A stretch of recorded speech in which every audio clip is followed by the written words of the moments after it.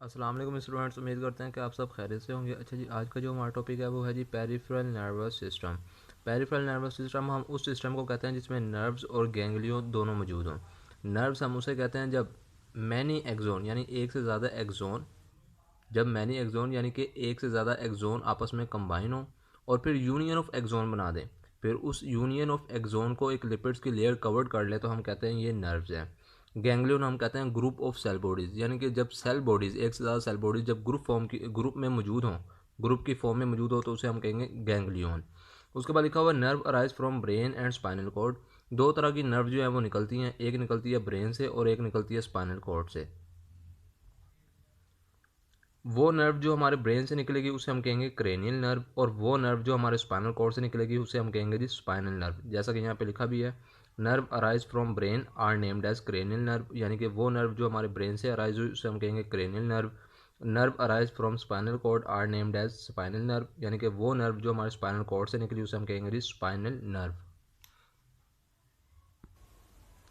उसके बाद लिखा हुआ है जी कि हमारी बॉडी में क्रेनियल नर्व कितनी पेयर में मौजूद होती हैं और स्पाइनल नर्व कितनी पेयर में मौजूद होती हैं। तो यहाँ पे लिखा है human have 12 pair of cranial nerve, यानी जो हमारी बॉडी में क्रेनियल नर्व जो मौजूद हैं वो 12 पेयर में मौजूद हैं, और जो स्पाइनल नर्व है वो 31 पेयर मौजूद हैं। हमारी बॉडी में क्रेनियल नर्व के 12 पेयर मौजूद हैं, जबकि स्पाइनल नर्व के 31 पेयर मौजूद हैं। जैसा कि यहाँ पे लिखा भी है human have 12 pair of cranial nerve, यानी कि क्रेनियल नर्व के जो हमारी बॉडी में पेयर जो मौजूद हैं वो 12 पेयर हैं। और human have 31 pair of spinal nerve, यानी कि जो हमारी बॉडी में स्पाइनल नर्व के जो पेयर मौजूद हैं वो 31 है। क्रेनियल नर्व में सेंसरी नर्व, मोटर नर्व और मिक्स्ड नर्व तीनों की तीनों नर्व मौजूद होती हैं, जबकि स्पाइनल नर्व में सिर्फ और सिर्फ मिक्स्ड नर्व मौजूद होती हैं। सेंसरी नर्व हम उसे कहते हैं जब सेंसरी नर्व हम उसे कहेंगे जो सेंसरी न्यूरॉन के एक्सोन पे मुश्तमिल होंगी। मोटर नर्व हम उसे कहेंगे जो मोटर न्यूरॉन के एक्सोन पे मुश्तमिल होंगी। और मिक्स्ड नर्व हम उसे कहेंगे जो सेंसरी न्यूरॉन और मोटर न्यूरॉन दोनों के एक्सोन से मिलकर बनेंगी, उसे हम कहेंगे जी मोटर नर्व। जबकि स्पाइनल नर्व में सिर्फ और सिर्फ मिक्स्ड नर्व मौजूद है। उसके बाद लिखा हुआ जी cranial nerve and the spinal nerve में एक टू पाथवे, यानी कि क्रेनियल नर्व और स्पाइनल नर्व टू पाथवे बनाएंगी। अब हम देखते हैं वो कौन से टू पाथवे हैं। फर्स्ट पाथवे है वो है सेंसरी पाथवे और सेकंड पाथवे है मोटर पाथवे। फर्स्ट पाथवे का अब हम फंक्शन देखते हैं, वर्क देखते हैं ये क्या काम करता है। तो सेंसरी पाथवे जो है ये नर्व इम्पल्स को रिसेप्टर से सीएनएस तक पहुंचाएगा मतलब कंडक्ट करेगा, कंडक्ट में ट्रांसफ़र करेगा। सेंसरी पाथवे जो है ये नर्व इम्पल्स को रिसेप्टर से सेंट्रल नर्वस सिस्टम यानी कि सीएनएस तक पहुंचाएगा, जबकि मोटर पाथवे जो है ये नर्व इम्पल्स को सीएनएस सेंट्रल नर्वस सिस्टम से इफेक्टर तक पहुंचाएगा। अब रिसेप्टर क्या है? रिसेप्टर वो ऑर्गन है जो स्टिमुलाई को रिसीव करे या सेंस करे। रिसेप्टर वो ऑर्गन है जो स्टिमुलाई को रिसीव करे या सेंस करे, देन फिर इसे सेंट्रल नर्वस सिस्टम यानी कि कोऑर्डिनेटर तक पहुंचा दे, तो उसे हम कहते हैं रिसेप्टर। सीएनएस में हम कहते हैं सीएनएस यानी कि central nervous system. Central nervous system में हमारे पास दो चीज़ें हैं, ब्रेन और स्पाइनल कॉर्ड। उसके बाद है जी मोटर पाथवे। मोटर पाथवे का फंक्शन ये है कि नर्व इम्पल्स को सीएनएस यानी कि सेंट्रल नर्वस सिस्टम से इफेक्टर तक पहुंचाएगा। अब इफेक्टर क्या है? इफेक्टर वो ऑर्गन या वो बॉडी पार्ट्स हैं जो कोऑर्डिनेटर से इंफॉर्मेशन को रिसीव करेंगे, देन फिर उस इंफॉर्मेशन के अकॉर्डिंग कोई ना कोई रिस्पॉन्स प्रोड्यूस करेंगे, उसे हम कहेंगे इफेक्टर। फिर लास्ट पे लिखा हुआ motor pathway make two system. जो मोटर पाथवे है ये दो सिस्टम बनाएगा। अब हम देखते हैं वो कौन से दो सिस्टम है। मोटर पाथवे जो है ये दो सिस्टम बनाएगा। First one is the somatic nervous system और second is the autonomic nervous system. First one is the somatic nervous system, second is the autonomic nervous system. तो अब हम स्टेप बाय स्टेप इन दोनों को भी discuss करते हैं। जो सोमैटिक नर्वस सिस्टम है ये रिस्पॉन्सिबल है वॉलंटरी एक्शन के लिए, और वॉलंटरी एक्शन हम उन एक्शन को कहते हैं जो हमारी मर्ज़ी से हों। फॉर एग्जांपल हम चलते हैं, ये अब हमारी मर्ज़ी में शामिल है, तो इसलिए कहेंगे हम ये वॉलंटरी एक्शन है। और यहाँ पे लिखा भी है इट इज़ रिस्पॉन्सिबल, यानी कि somatic nervous system is responsible for the voluntary action, यानी कि जितने भी वॉलंटरी एक्शन है सोमैटिक नर्वस सिस्टम उसके लिए रिस्पॉन्सिबल है। और वॉलंटरी एक्शन वो जो हमारी मर्ज़ी से होंगे।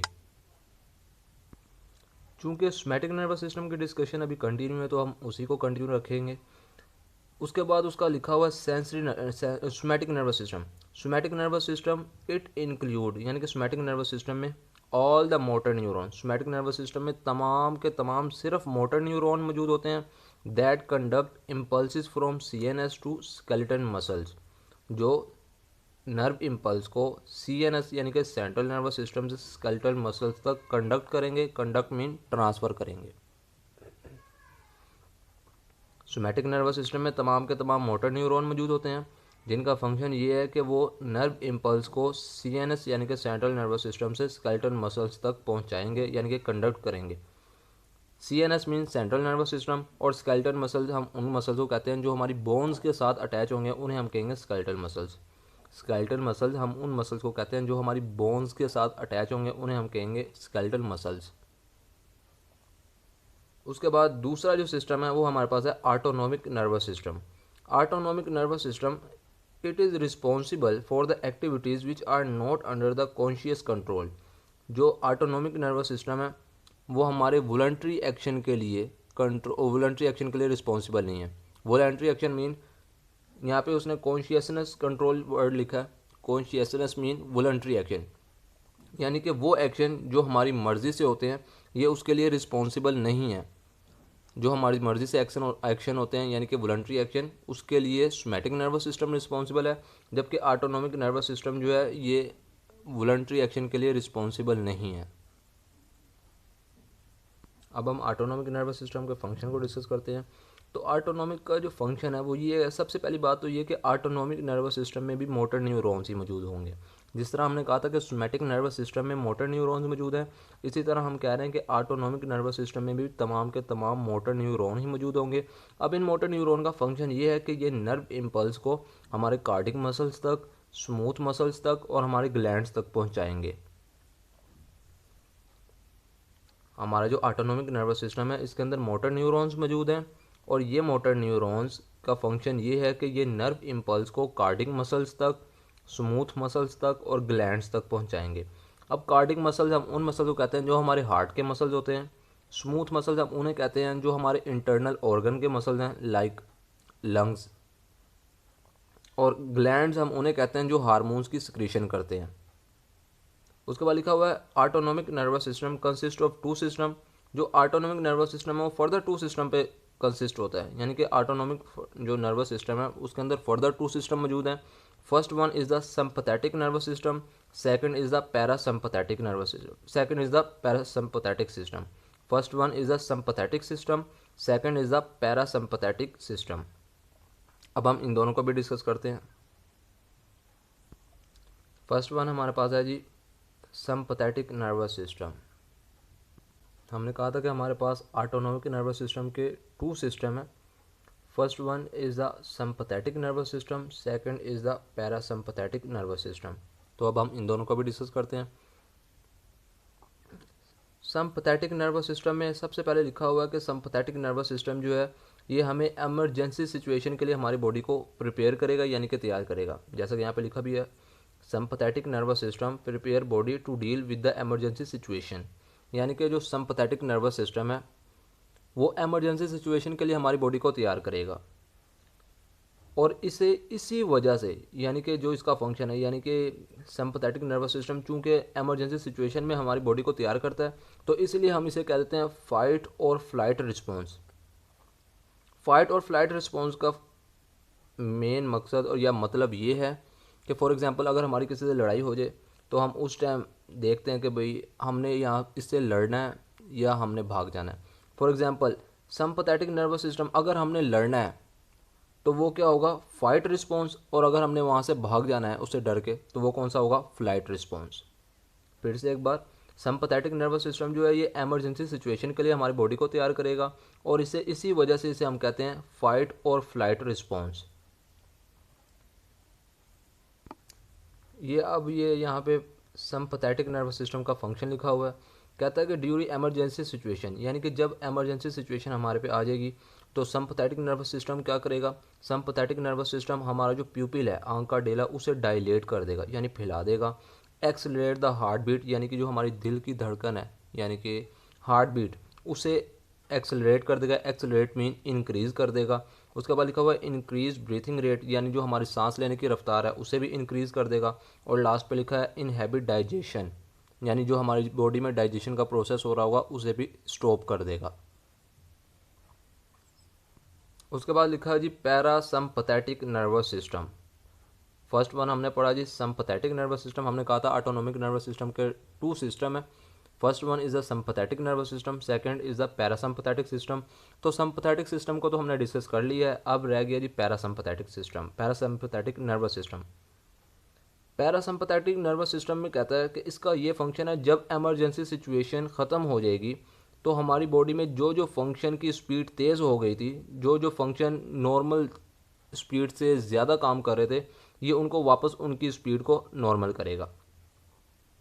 पैरासिम्पैथेटिक नर्वस सिस्टम का फंक्शन ये है कि जो हमारी बॉडी में जितने भी फंक्शन थे जो डिस्टर्ब हो गए थे इमरजेंसी सिचुएशन की वजह से, तो जब इमरजेंसी सिचुएशन ख़त्म हो जाएगी तो पैरासिम्पैथेटिक नर्वस सिस्टम एक्टिव होगा और फिर जितने भी फंक्शन डिस्टर्ब हो गए थे, फॉर एग्जांपल हमने कहा कि हमारा जो प्यूपिल है वो डायलेट हो गया था, तो ये इसे प्यूपिल को भी नॉर्मल करेगा। हमने कहा फिर एक्सेलरेट द हार्ट बीट, हमारी जो हार्ट बीट तेज़ हो गई थी, ये पैरासिम्पैथेटिक सिस्टम जो है ये हमारी हार्ट बीट को वापस नॉर्मल पोजीशन पे लेके आएगा।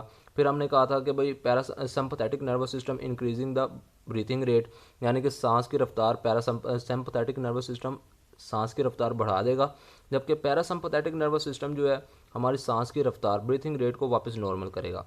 और लास्ट पे हमने कहा था जी जो सिंपैथेटिक नर्वस सिस्टम है वो इनहिबिट डाइजेशन कर देगा, यानी कि डाइजेशन का जो प्रोसेस है उसे रोक देगा, जबकि पैरासिम्पैथेटिक नर्वस सिस्टम जो है उसे वापस कंटिन्यू करेगा, वापस स्टार्ट कर देगा। फिर से एक बार, पैरासिम्पैथेटिक नर्वस सिस्टम का फंक्शन ये है कि जब व्हेन द स्ट्रेस एंड, यानी कि जब एमरजेंसी सिचुएशन ख़त्म हो जाएगी, the parasympathetic nervous system normalize all the function. Parasympathetic system जब हमारी इमरजेंसी सिचुएशन ख़त्म हो गई तो पैरासिम्पैथेटिक नर्वस सिस्टम हमारी बॉडी के तमाम फंक्शन को नॉर्मलाइज कर देगा। यहाँ पे मैंने लास्ट पे फंक्शन लिखे नहीं है, तो चूंकि यहाँ पे सिंपैथेटिक नर्वस सिस्टम के फंक्शन लिखे हैं तो हम इसी से इसको डिस्कस कर लेते हैं। हमने कहा था कि sympathetic nervous system dilate the pupil, ये क्या करेगा, नॉर्मल द प्यूपिल। हमने कहा था sympathetic nervous system accelerate the heart beat rate, parasympathetic system normalize the heart beat rate. फिर हमने कहा था सिंपैथेटिक नर्वस सिस्टम जो है इंक्रीजिंग ब्रीथिंग रेट, ये क्या करेगा, normal breathing rate, parasympathetic nervous system normal breathing rate. हमने कहा था कि इनहेबिट डाइजेशन, जो सिंपैथेटिक नर्वस सिस्टम है वो डाइजेशन को इनहेबिट कर देगा, यानी कि रोक देगा, जबकि जो पैरासिम्पैथेटिक नर्वस सिस्टम है वो इनहेबिट को फिर से स्टार्ट कर देगा, कंटिन्यू कर देगा। ये था जी आज का हमारा लेक्चर।